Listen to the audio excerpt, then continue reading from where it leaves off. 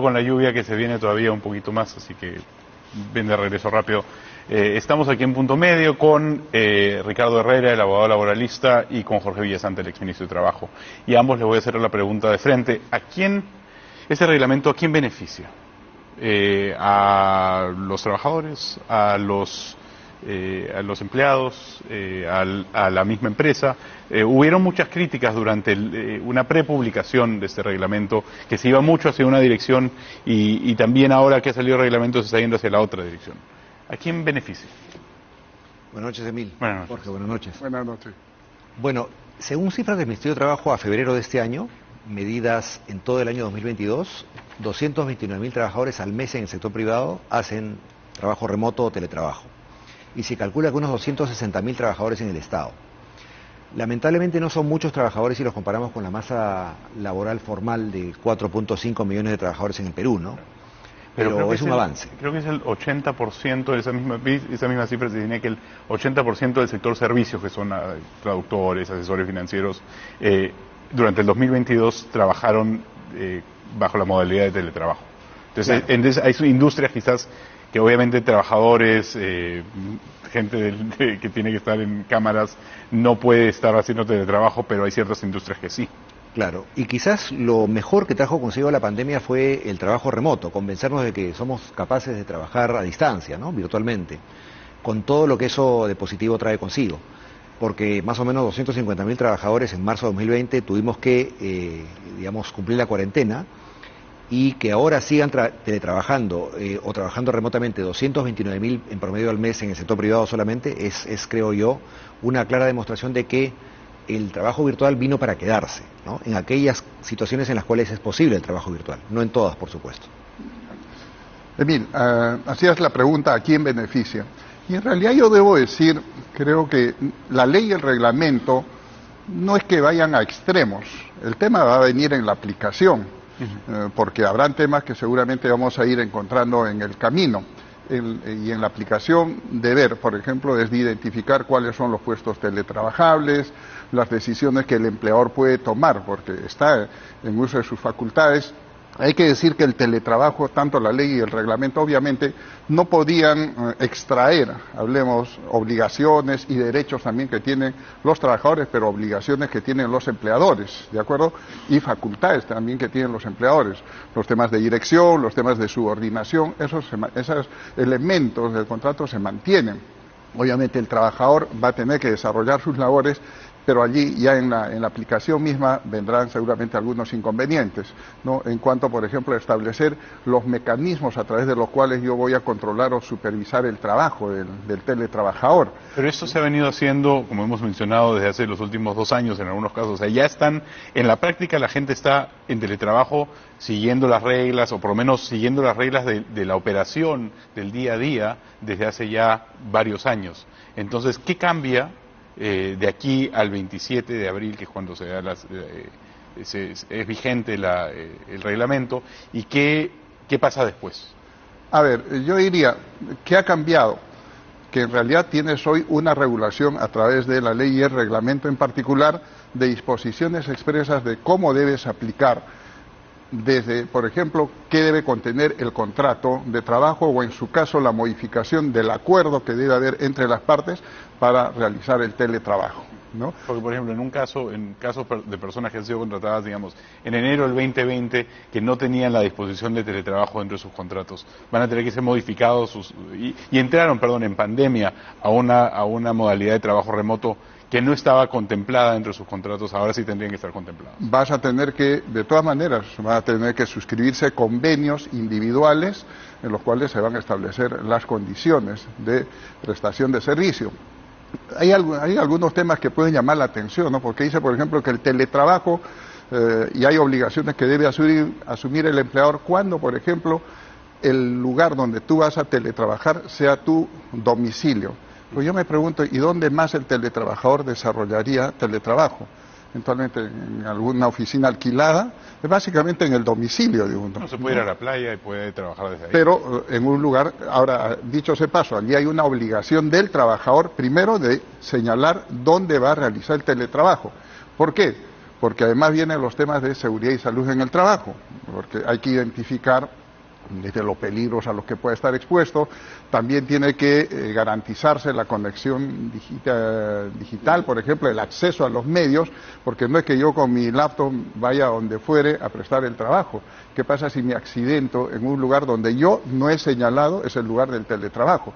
Allí, por ejemplo, pueden haber consecuencias y considerarse, por ejemplo, que ese accidente no sea considerado como un accidente de trabajo, ¿no? Creo que son tres diferencias fundamentales este trabajo remoto que rigió hasta diciembre del año pasado y teletrabajo que ahora empieza a regir a partir del 27 de abril, cuando es exigible la observancia de la ley y el reglamento. La primera es lo que mencionaba Jorge, ¿no? La seguridad y salud en el trabajo. Los empleadores tienen el reto, conjuntamente con los trabajadores, de establecer cuáles son las pautas de seguridad y salud en el trabajo, teniendo como escenario de centro de trabajo el domicilio del trabajador, mayormente, ¿no? Entonces, claro, la altura de la mesa, la altura de la silla, la ergonomía de mesa y silla, protector de pantalla para la laptop o la PC, y también enfrentar una serie de enfermedades ocupacionales que creo que no se daban frecuentemente en los centros de trabajo, ¿no? Enfermedades como lordosis, escoliosis, túnel del carpo, ¿no? Problemas de visión. Entonces es todo un reto en materia de seguridad y salud en el trabajo. La otra gran novedad es que el empleador tiene que regular en el reglamento interno de trabajo todo un capítulo sobre hostigamiento sexual virtual, ¿no? Porque estábamos acostumbrados a que los casos de hostigamiento sexual sean básicamente presenciales, en el centro de trabajo, en las oficinas, en las plantas, en los campamentos, en los campos agrícolas. Y la tercera gran novedad es la seguridad informática, ¿no? El reglamento obliga al empleador a establecer pautas que deben estar en el contrato de trabajo, entre otras novedades que mencionaba Jorge, de cuáles van a ser las reglas que el empleador y el trabajador deben observar, sobre todo el trabajador, para cuidar de no filtrar información o que no se filtre información que siempre es confidencial, ¿no? Seguramente todos los protectores informáticos para evitar piratería, hackeo, van a ser puestos por el empleador, estandarizadamente además en todos los teletrabajadores, pero eso implica también un reto enorme para el teletrabajo, ¿no?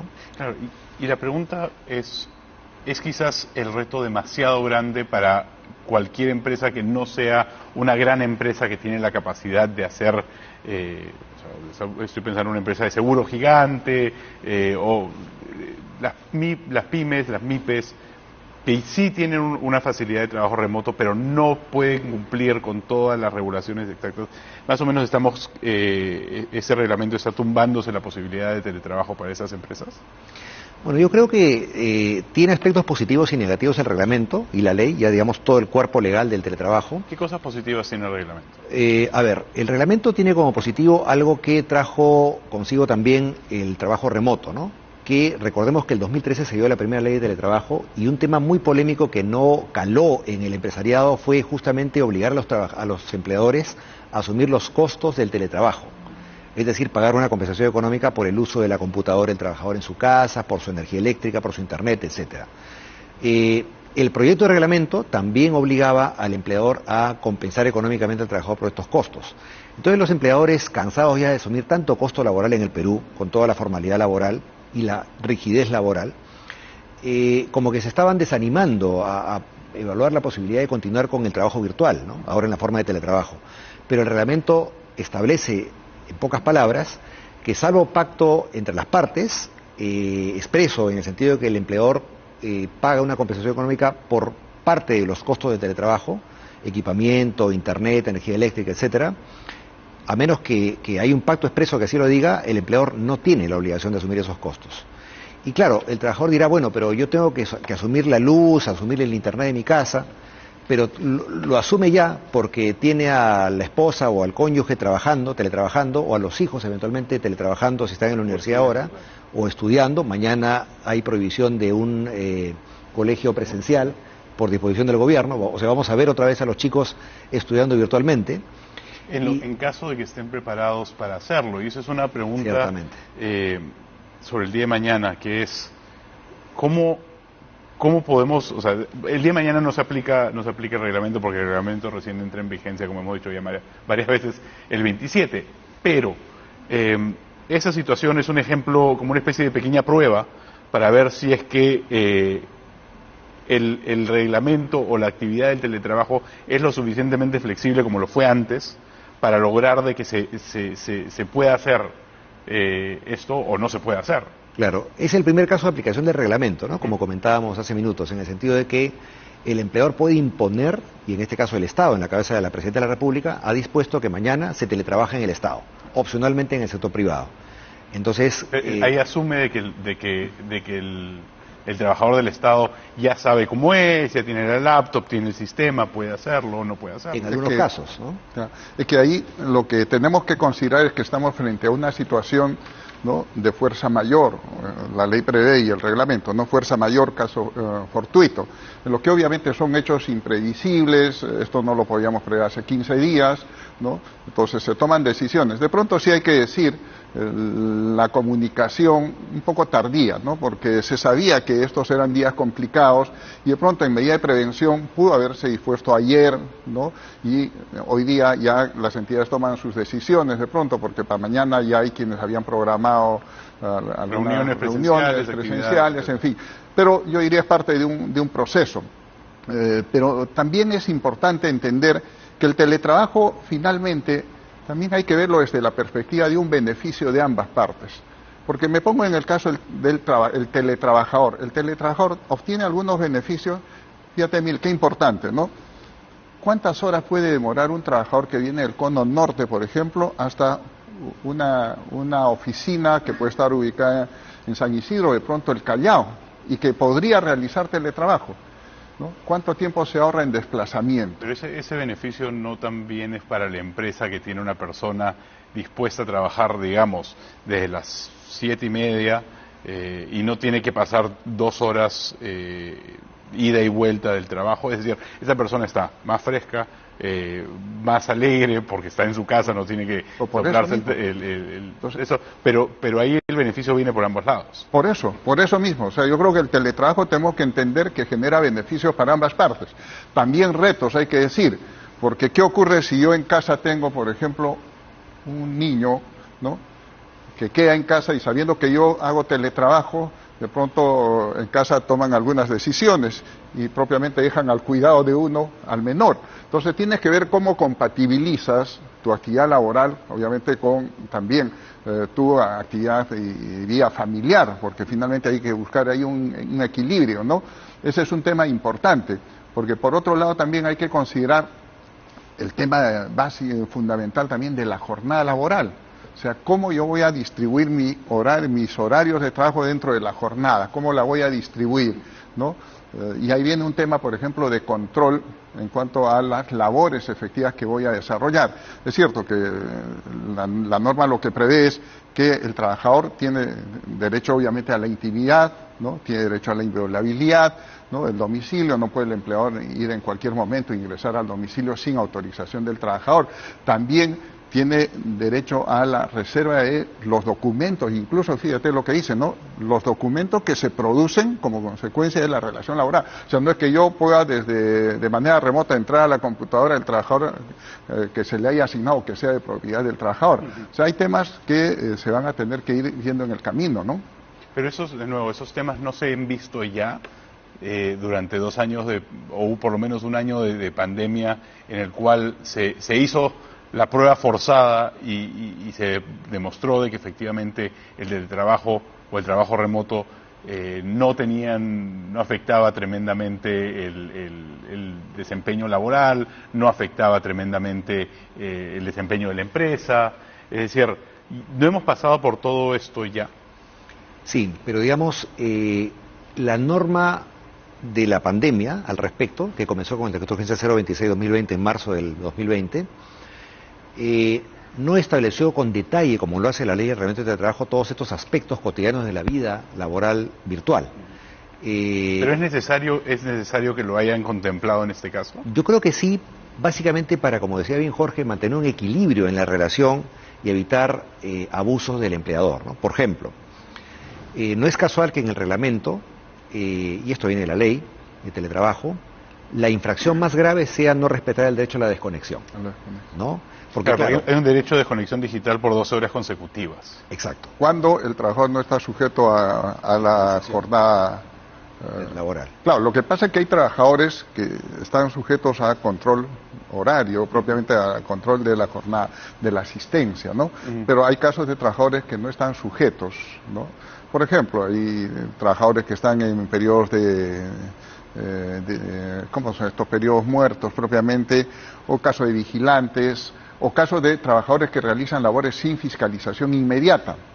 No, ellos pueden realizar, claro, y ellos no están sujetos a la jornada máxima. Sin embargo, se garantiza la desconexión por 12 horas mínimas, ¿no?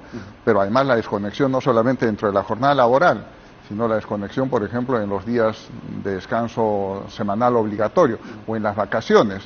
O sea, allí la desconexión, ¿no? Eso es importante tener en cuenta que hay dos vertientes. Uno es que yo no estoy, ¿no?, obligado a recibir comunicaciones, a responder comunicaciones, y el empleador debe abstenerse de enviarme comunicaciones en ese periodo. Como sabemos, hoy día los correos electrónicos yo los puedo programar yo los puedo trabajar hoy día, pero programo en qué momento finalmente va a salir de mi bandeja y llegará a su destinatario. O sea, hay medios como para ir, obviamente, preveyendo que el trabajador no esté en todo momento un poco como acosado, diría yo, con comunicaciones de parte del empleador. Sin embargo, mencionaba de que ese es el peor de los casos, ¿no?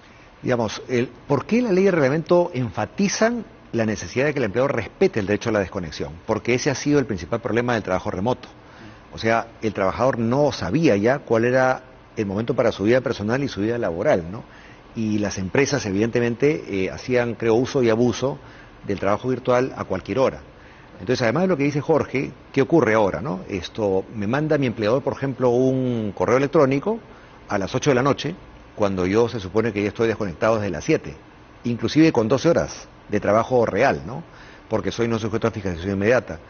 Y el mail viene con una muletilla diciendo, por si acaso, no tienes que responderme ahora, porque estás en tu tiempo de desconexión, ¿no? En tu tiempo de descanso. Entonces yo creo que... Pero eso, en esa situación, ¿eso ya constituiría un incumplimiento del reglamento?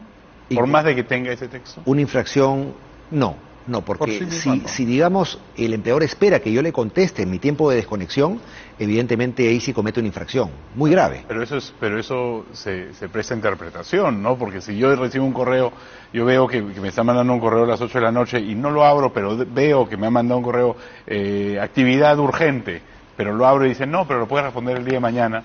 Entonces, ¿en qué momento es que se da la infracción? Ya se interrumpió En el momento en que el empleador me exige que yo responda, porque me dice en el subject urgente, ¿no? Claro. Y claro, si el empleador a la vez me dice en el mail, no te preocupes, puedes responder mañana, yo no es tan urgente, ¿no? Claro. Pero si me presiona y yo lo hago, el empleador incurre en esa falta de no respetar el derecho a la desconexión.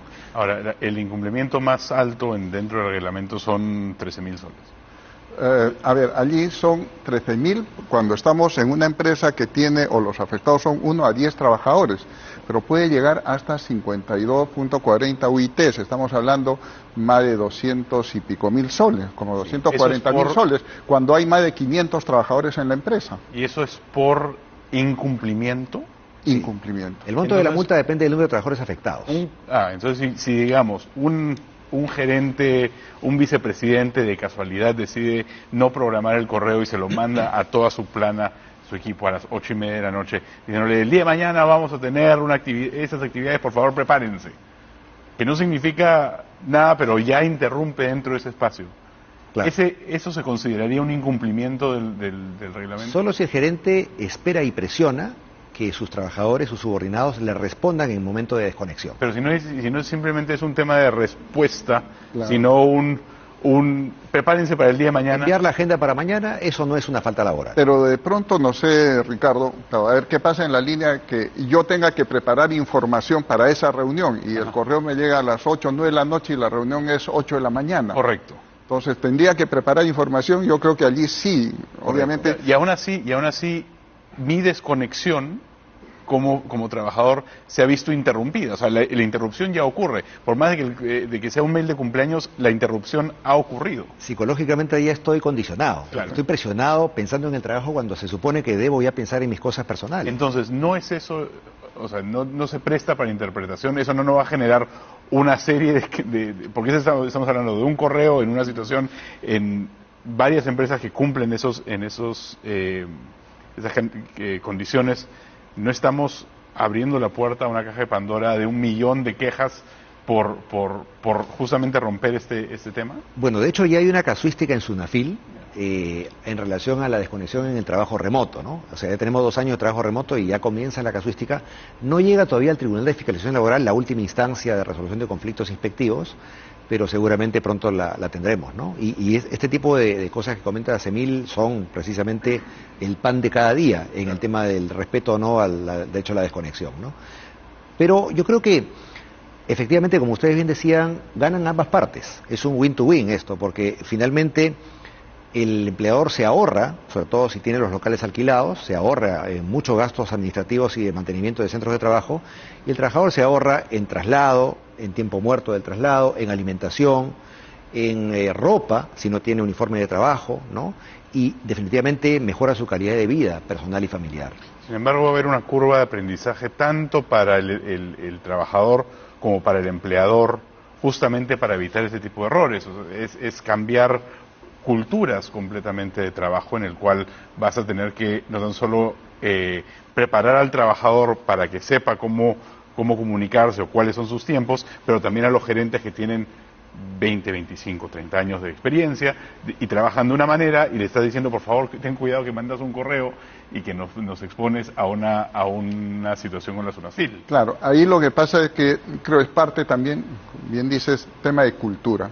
Yo creo que desde las empresas, los gerentes, los jefes, tienen que entender finalmente que la desconexión también la tienen que tener ellos. O sea, un gerente, un jefe, tiene o no que tener también derecho al descanso, ¿no? A tener su pausa y dedicar sus tiempos también para, obviamente, armonizar su vida familiar, por ejemplo. De pronto sí, pues hay una suerte de personas que son obsesivas, ¿no?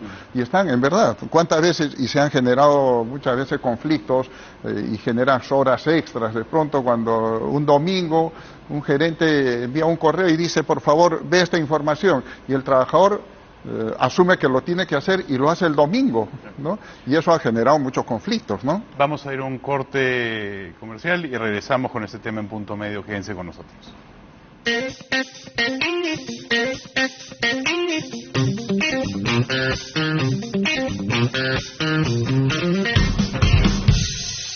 Me encanta salir de viaje, pero me preocupa un poco dejar la casa sola. Nosotros estamos más tranquilas desde que instalamos una alarma. Verisur, mira. Desde la aplicación puedo ver que todo está tranquilo en casa, porque si algo pasa, ellos alertan inmediatamente. Ahora mismo lo llamo. Con la nueva alarma Cero Visión, somos capaces de impedir la visibilidad del ladrón, porque no se puede robar lo que no se puede ver. Calcula online en verisur.pe o llama al 0800 179 79.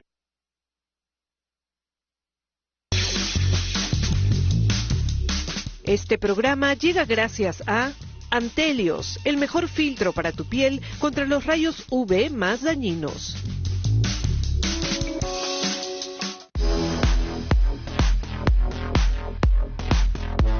A nivel global, el melanoma representa aproximadamente el 1.5% de todos los casos de tumores en ambos sexos. El melanoma es el cáncer más agresivo y más mortal si es que no se detecta a tiempo. En el año 2020, en Perú, hubieron aproximadamente 4.462 casos nuevos de cáncer de piel y 777 muertes. Por eso es importante una detección temprana. El cáncer de piel está directamente relacionado con la exposición excesiva al sol. Este es el factor de riesgo más importante, junto al antecedente de haber tenido al menos 3 quemaduras solares durante el transcurso de toda nuestra vida. También es importante tener en cuenta la exposición a las cámaras de bronceado, que también pueden producir el cáncer de piel. El Perú es uno de los países con el índice de radiación ultravioleta más alto a nivel del mundo, alcanzando en la mayoría de los días el grado de extremadamente alto. Esto debido a factores específicos, como estar cerca de la línea ecuatorial, la altitud y la delgadez de la capa de ozono en la zona del altiplano.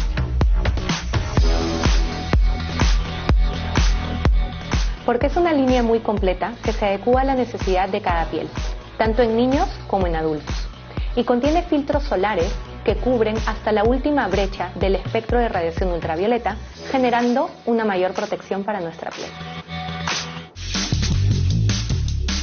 Este programa llegó gracias a Antelios, el mejor filtro para tu piel contra los rayos UV más dañinos.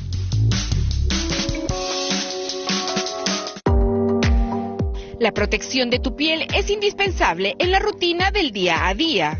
Protege tu piel todo el año con el nuevo Antelios UV Moon 400, el mejor filtro para tu piel contra los rayos UV más largos y dañinos. Su textura fluida y de rápida absorción te encantará. Además, es apto para todo tipo de piel. Encuentra la línea Antelios en las principales cadenas de farmacia a nivel nacional. Y recuerda visitar a tu dermatólogo, el experto en piel.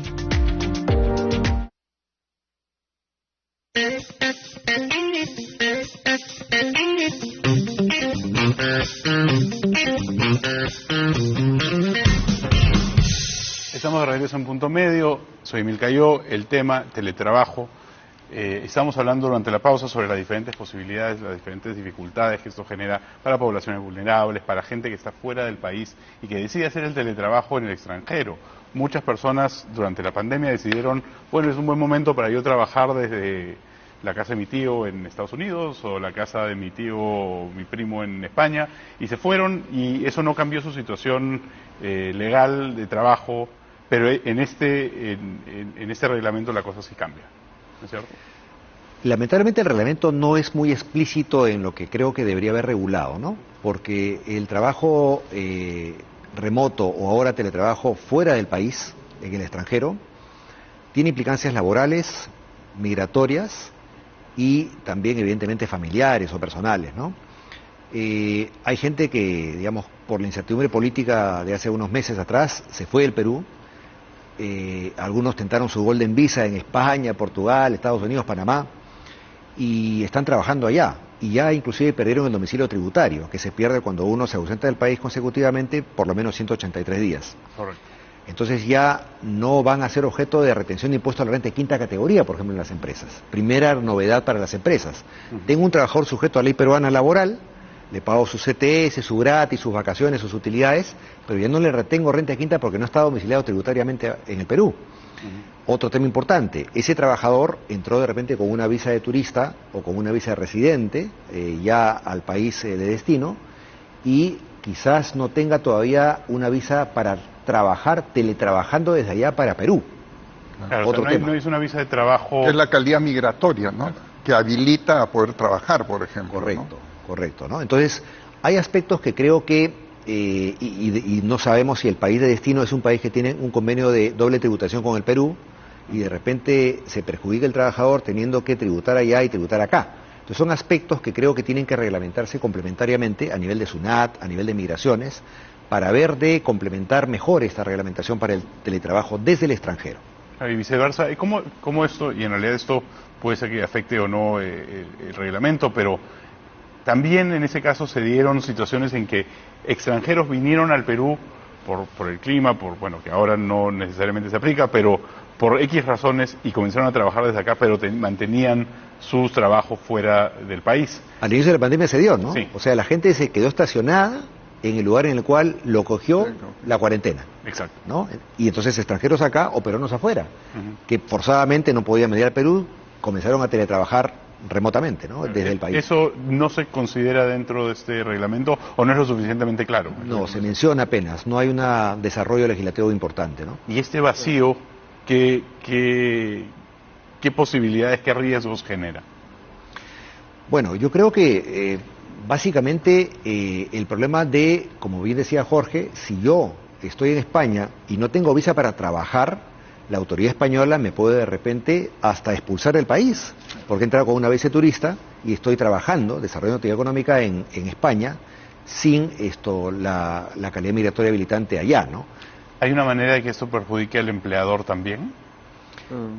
No, o sea, lo creo. multas. No lo creo, no debiera esto, pero en todo caso va a ser mucho más difícil controlar los temas de seguridad ocupacional totalmente a distancia, ¿no? O sea, cómo el médico ocupacional, el experto en seguridad y salud en el trabajo de la empresa va a controlar si acá no puede entrar, como bien decía Jorge, al domicilio del trabajador donde se desarrolla el teletrabajo sin su consentimiento, va a ser imposible que pueda fiscalizar in situ ¿Cómo se desarrolla el teletrabajo en el domicilio del teletrabajador en el extranjero? Pues ya hay otros problemas que se generan. Imagínate que ese trabajador sufra un accidente en el lugar donde pudo haber señalado efectivamente que iba a teletrabajar.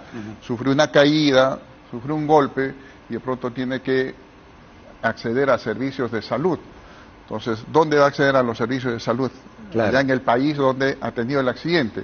Claro. ¿No? La pregunta es, ¿y cómo cubrimos por ejemplo, los servicios? Obviamente ahí la seguridad social, en muchos países no tenemos convenios, ¿no?, que permitan, por ejemplo, prestarles asistencia en la emergencia, por ejemplo, a ese trabajador y después compensar con algún servicio. Entonces allí hay situaciones que se van a ir presentando ya en la práctica. Pero ¿no? eso no parte, en ese ejemplo en particular, no hay un periodo de negociación en el cual el trabajador y el empleador tienen que sentarse y decir, mira, yo voy a irme a España y el empleador puede decirles, mira, ¿sabes qué? Ahí tú no puedes ir porque si tú vas ahí yo no te puedo cubrir esto. ¿Eso no se genera dentro de ese espacio de negociación? Yo diría que de pronto cuando hay un convenio, tendrá que preverse, por ejemplo... Tiene que haber un convenio en base claro a este reglamento. Sí, en función de lo cual tendrá que establecerse, por ejemplo, que ese trabajador tendrá que ir con un seguro contratado. Obviamente, hay una falta de previsión normativa, ¿no? O sea, la norma no prevé esas situaciones, que bien menciona Jorge, ¿no? Porque ¿para qué sentido tiene que el empleador pague de salud, SCTR, ¿no?, EPS, si es que no va a poder ser usada la atención en salud por el teletrabajador que está en el exterior? Es mejor que de repente le pague el empleador la seguridad social española o la canadiense o la panameña, ¿no? O un seguro privado que te dé una cobertura respecto de este tipo de... Y que se le exonere al empleador a pagar acá de salud y a pagar EPS, por ejemplo, ¿no? Estamos en este momento con imágenes en diferentes partes de la ciudad y en extramuros demostrando las diferentes situaciones que están pasando por parte de las lluvias que están viviendo gracias al ciclón Yacuperse. En este momento estamos en una cámara de Punta Hermosa, también está el río Guaycoloro, pero seguimos conversando aquí en Punto Medio, solamente esto va a pasar para la gente que nos está viendo aquí abajo.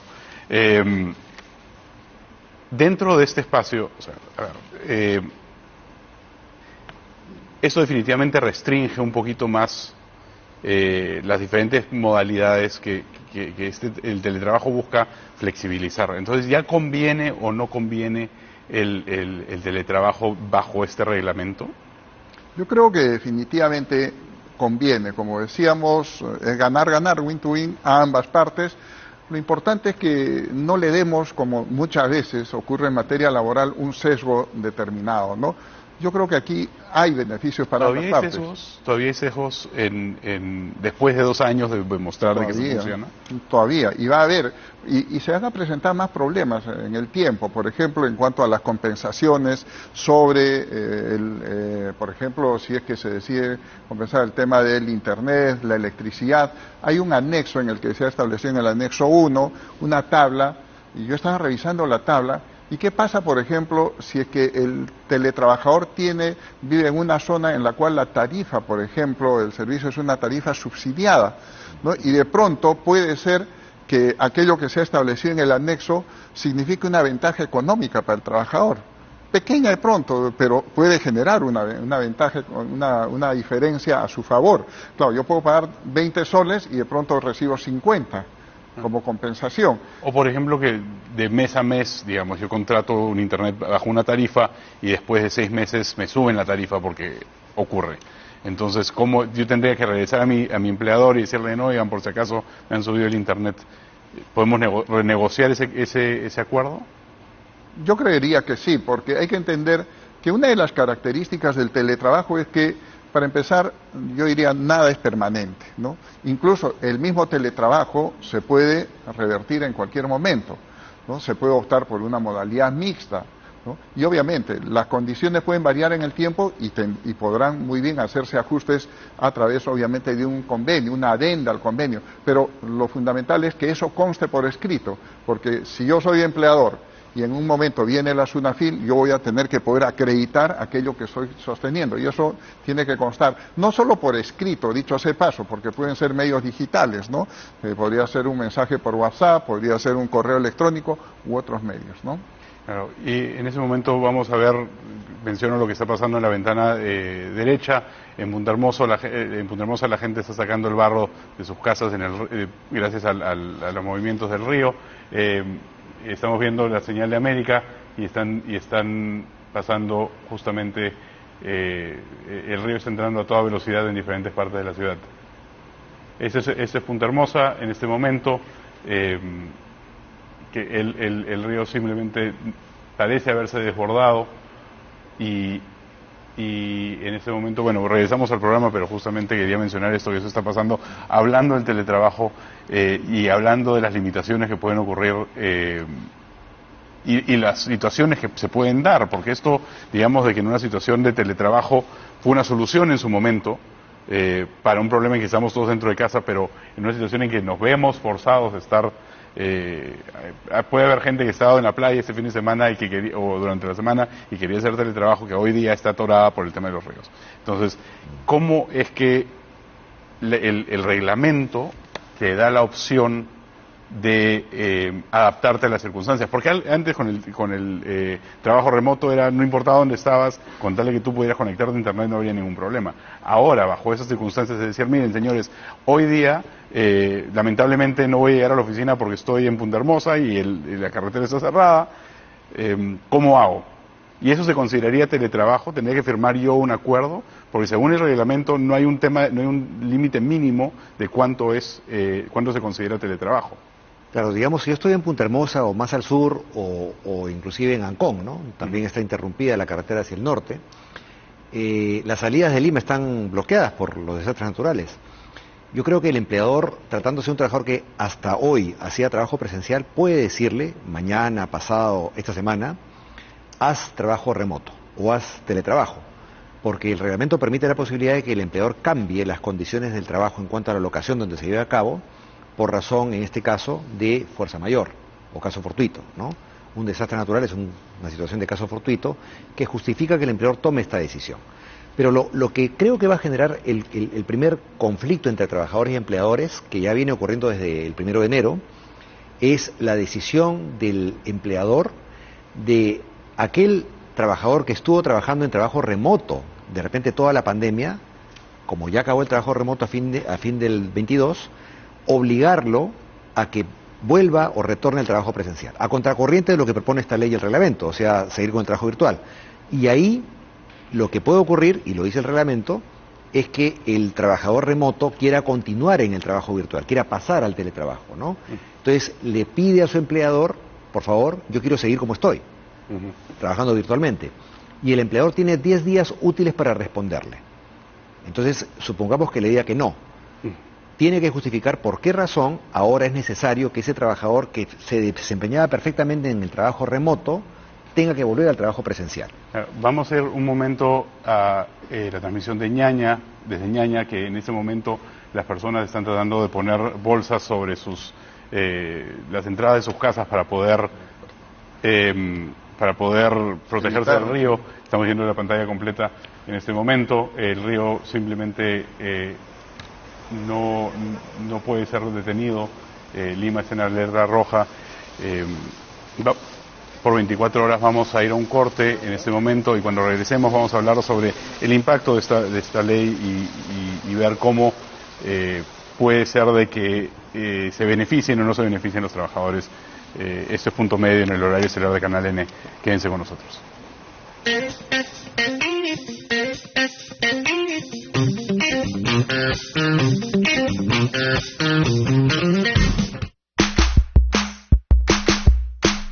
Conozcan el nuevo Galaxy S23 Ultra de Samsung, un equipo que les vendrá empacado en una caja de papel 100% reciclado. En su interior encontrarán el celular, una guía de inicio rápido, un pin de expulsión y un cable de datos. Sobre el equipo, viene con una pantalla QHD Plus Edge Dynamic AMOLED 2X protegida con Gorilla Glass Victus 2 y un resistente marco de aluminio. Pero las sorpresas no acaban, porque los accesorios sí importan. Por eso viene integrado el increíble lápiz inteligente S Pen. Y como a todos nos gusta llevar un buen estilo, podrán encontrar estos equipos en una gama de colores únicos. Tan únicos como la calidad de los contenidos que podrán crear. gracias a sus 5 cámaras de alta nitidez.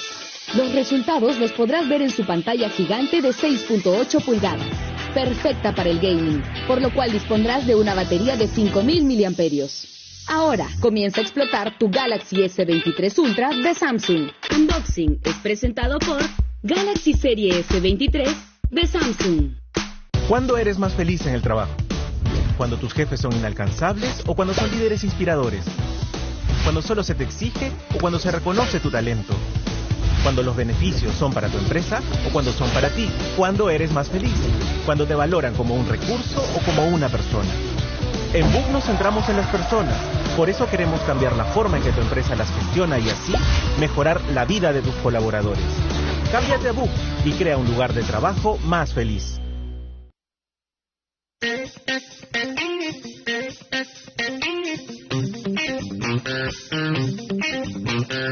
Estamos de regreso en Punto Medio y mientras tanto en la ciudad de Lima Senami pone la alerta roja.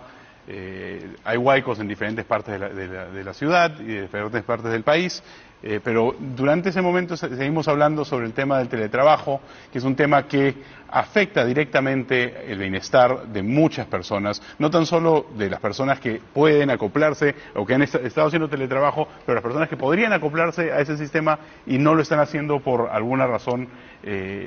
¿Veremos después de este reglamento mayor acoplamiento? ¿Más gente va a querer trabajar desde casa o desde cualquier lugar que podrían trabajar?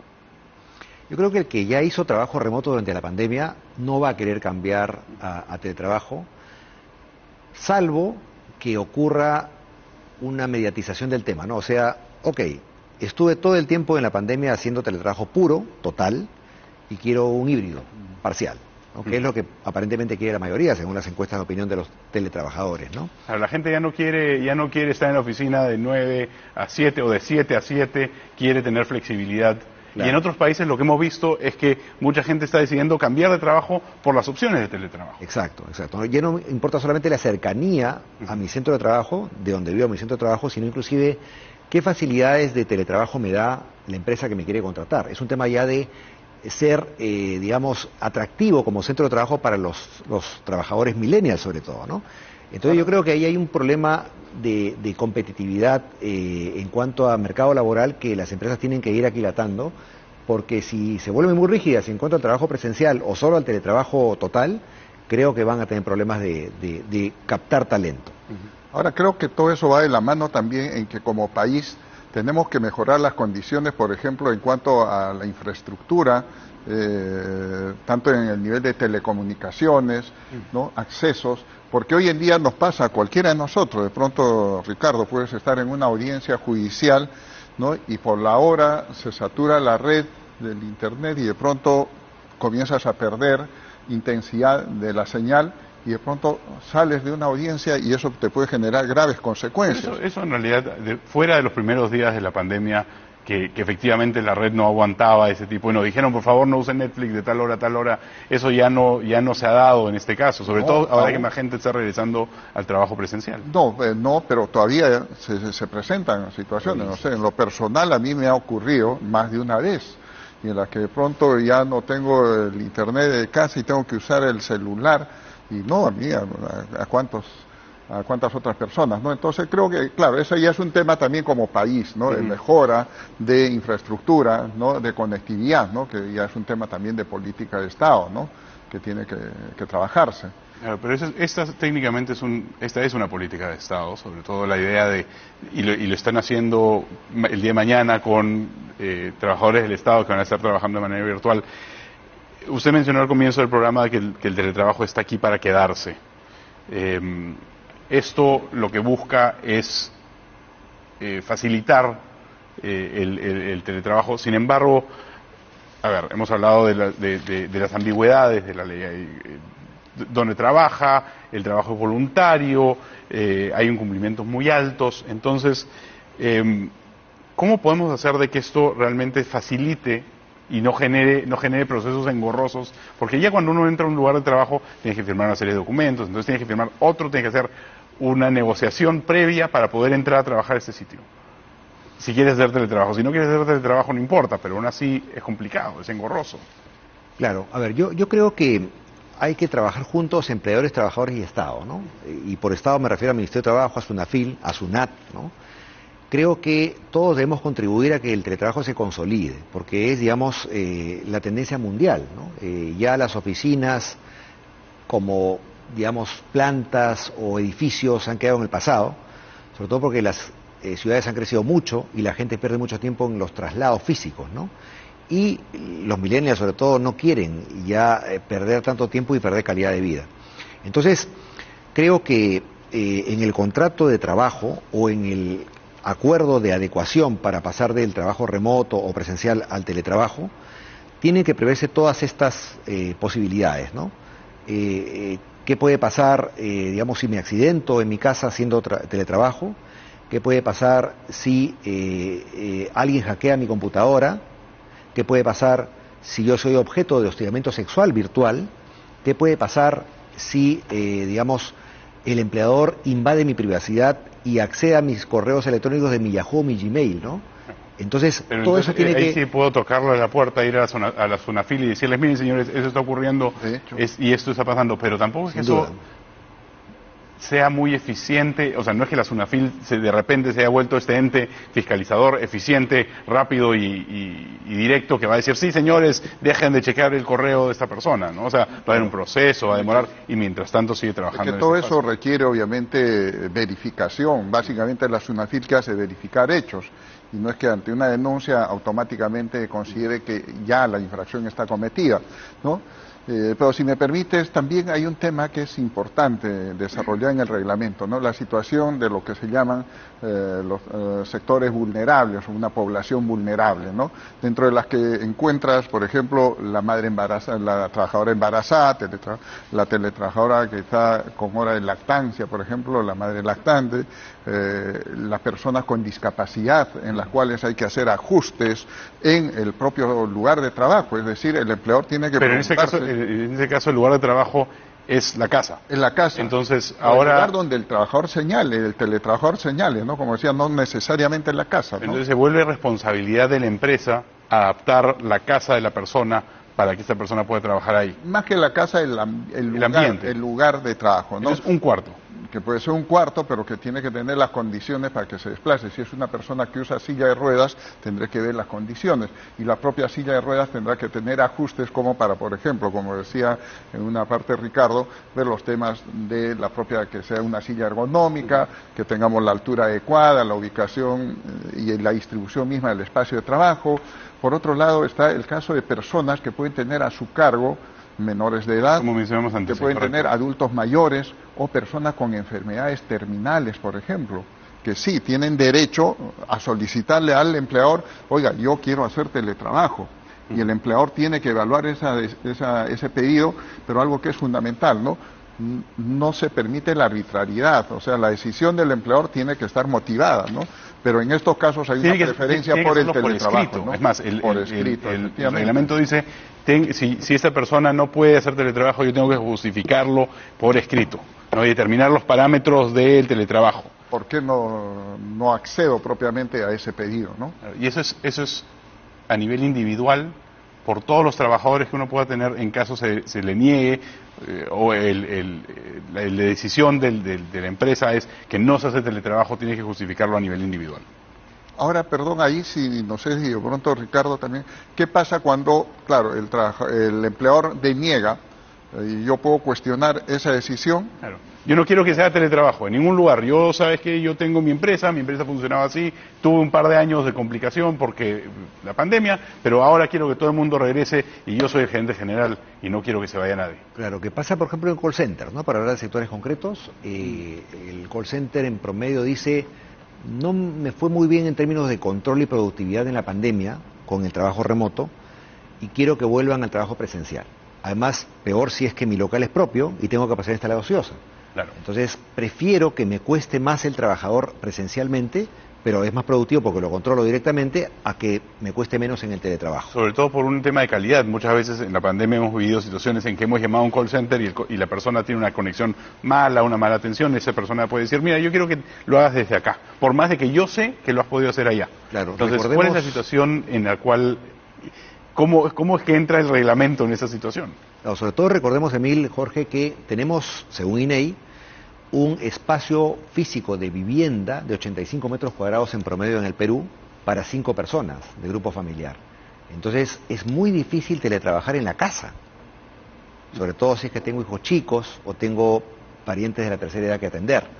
Entonces yo creo que el Estado tiene que ser consciente de esto, las municipalidades disponer la creación de ambientes de teletrabajo que no sean la casa del teletrabajador, sino una biblioteca pública, un comedor público, espacios de coworking establecidos por el propio Estado para facilitar esto, porque realmente el domicilio del trabajador no es en promedio el mejor sitio para teletrabajar. Entonces estamos viendo como una especie de revolución en el tema del trabajo, porque ahora estamos hablando ya no tan solo de la casa, sino también de otros espacios. Antes de que me respondan, queremos mencionar de que todavía seguimos con las imágenes de Puente Piedra y del río Chillón en las cámaras de la señal de América Televisión. Todavía estamos en alerta roja por 24 horas en Lima. De nuevo, disculpen la interrupción. ¿Cómo es que, a qué estamos yendo? Eso está abriendo la puerta a una serie de actividades y una serie de responsabilidades que la empresa antes no tenía y que ahora tiene que tener. Y creo que, volviendo al tema de la responsabilidad del Estado, caminar hacia, como decía Jorge, una conectividad mejor a nivel nacional y ciudades inteligentes, para que la gente teletrabaje desde cualquier lugar, desde la cafetería, desde el comedor, ¿no? Desde el parque, ¿no? Obviamente con más seguridad ciudadana, que duda cabe, pero me parece que hay que desarrollar mucha difusión de parte del Ministerio de Trabajo como ente rector para que las empresas y los trabajadores sepan de la regulación del teletrabajo y lo apliquen. Pero les toca desde el punto de... A ver, porque hay un tema de costos. Hemos mencionado en el caso de las empresas que tienen oficinas y tienen sus locales, tienen espacio ocioso, ¿qué van a hacer con eso? En los casos en que no, ¿cuánto más barato les sale tener, desde el punto de vista legal, cuánto más barato les sale tener teletrabajo a las empresas versus no tener? Bueno, yo creo que allí habría que buscar y ver también de qué tipo de empresa estamos hablando. Hay empresas que, por ejemplo, tenían antes de la pandemia 3 pisos y cada uno de esos pisos podía costar 10, 15 mil dólares de alquiler, ¿no? Y entonces, si tú evalúas ese costo versus, por ejemplo, reducir ya no los 3 pisos que tenías y de pronto quedarte con medio piso, que es lo que muchas empresas han optado, ¿no? Entonces, ahí tienes un ahorro significativo. Sí, en el caso que no tengas permanente, claro, ¿no? Pero en el caso de que eso sea un local alquilado, en el caso de que tengas un local propio, que tienes espacio ocioso, podrías alquilarlo, pero en diversos espacios, digamos, laboratorios químicos. En otras circunstancias, ¿qué haces con todo este espacio que te queda? Pero de pronto creo que ahí viene el tema de reinventarte, porque a ver, yo digo, si tú tienes, voy a poner una infraestructura, un local, y tenías 1000 metros cuadrados habilitados para oficina y ya no los usas, de pronto, ¿por qué no habilitar? Y algo en la línea de lo que señalaba Ricardo, de pronto ya, claro, no solo el teletrabajo está pensado en tu domicilio como tal, puede ser otro lugar. Yo puedo, como empresa, si tenía un espacio de 1000 metros, puedo habilitar para, por ejemplo, tener espacios de trabajo, alquilar a terceros que vengan y trabajen desde esa oficina. Pero eso es una especie de revolución forzada, ¿no? En el sentido de que es el trabajador a través de una regulación del Estado, más o menos como diciendo, miren, ¿sabes qué? Yo quiero hacer esto, ustedes, ese es el nivel de teletrabajo que se espera, ese es el nivel de teletrabajo que está regulado, y por lo tanto, tú, señor empleado, tienes que adaptarte o morir. Claro, lo que ocurre es que creo que podemos estar en el mejor de los dos mundos, en el sentido de ocupar esa capacidad ociosa propia del empleador, de la empresa, con el trabajo híbrido, ¿no? O sea, algunos días en la oficina, otros días en casa. Igual el empleador ocupa su espacio, lo optimiza, controla más al trabajador, lo hace producir más, evidentemente, porque definitivamente hay que tener mucha disciplina para trabajar igual en el teletrabajo, y a su vez el trabajador se beneficia con algunos días en casa, ¿no? Teletrabajando. Entonces creo que ese es el objetivo, el punto medio, el punto de equilibrio, ¿no? Por favor, sigan haciendo el branding al programa. Definitivamente. Ese es el punto medio, entonces. O sea, es buscar, efectivamente, beneficio mutuo, pero que parte también por una nueva cultura, tanto el empleador pero también el trabajador. En el trabajador mucha disciplina, o sea, tengo que saber bien que yo tengo un espacio físico en el que desarrollo labor y también tengo tiempo, un espacio temporal que tengo que destinar a mi trabajo. Ojo, no puede ser que yo le saque la vuelta al teletrabajo y otro es el que esté haciendo mi labor. Eso obviamente significaría incumplimiento de obligaciones y podría terminar en el despido del trabajador, ¿no? Entonces hay muchos temas todavía por ver. Se establece un balance, se establece un equilibrio, se establece un punto medio que rara vez llegamos a tocar en el programa, pero vamos a ver qué va a pasar en los próximos 3-6 meses, porque todavía se tiene que poner en vigencia esta ley. ¿Ustedes qué esperan que vaya a ocurrir en los primeros 3 o 6 meses de la vigencia de esta ley? Yo creo que mucho aprendizaje de ambas partes, empleador y trabajador, y del Estado también. SUNAFIL va a tener que sacar lineamientos para ver cómo inspecciona teletrabajo, y sobre todo del Estado, ¿no? Porque el Estado, vamos, desde ya mediados de 2021 comenzó a tratar de que la gente vuelva al trabajo presencial. Sin duda el servicio público es necesario, pero creo que tiene que promover mucho el teletrabajo y tiene mucho por explotar todavía. Ahora, yo creo que en 3-6 meses todavía es un periodo corto, diría yo, ¿no? Como para ir sacando conclusiones. Creo que hay una curva de aprendizaje que nos tomará seguramente por lo menos un año a ver cómo efectivamente se está aplicando y qué correctivos podemos hacer en el tiempo. Nada es perfecto finalmente, ¿no? Bueno, pero nada es, como dicen, nada es perfecto, pero el teletrabajo llegó para quedarse. Vamos a ver qué nos deparará el futuro, pero hasta este momento esto ha sido punto medio. Lo dejamos con Melissa Pesquiera en hora 11, que va a seguir cubriendo lo que está pasando en la ciudad. Recordamos alerta en Lima, alerta roja por 24 horas. Muy buenas noches, les agradezco muchísimo estar acá. Nos vemos el día de mañana. Eso ha sido punto medio. Muchas gracias, Melissa. Hola.